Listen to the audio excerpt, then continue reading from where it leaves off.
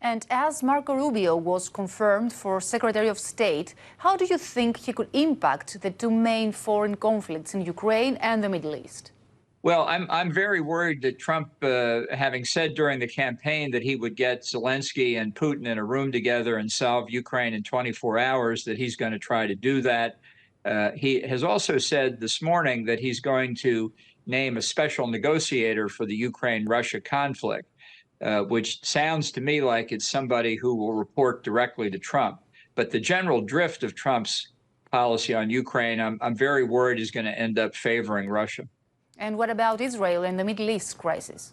I think in the case of both Ukraine and the Middle East, what Trump really wants is to get these wars off the table. He doesn't want to be bothered with them. He doesn't want to have to deal with them.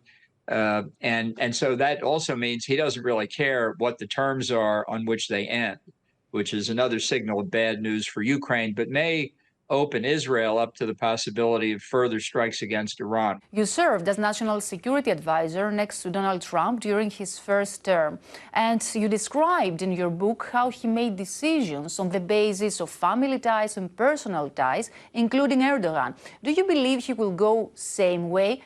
Well, Trump believes and has said publicly that if he has good personal relations with the leader of another country, that means the U.S. has good relations with that country. That's vastly oversimplified, but that's what Trump thinks.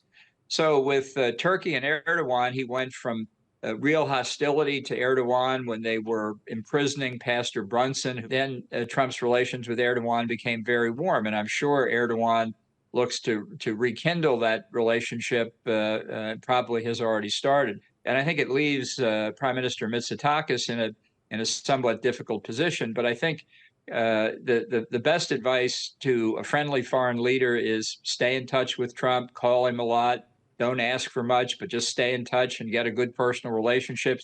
And what is the role of Marco Rubio there? What would change for both Greece and Turkey with respect to the United States strategy?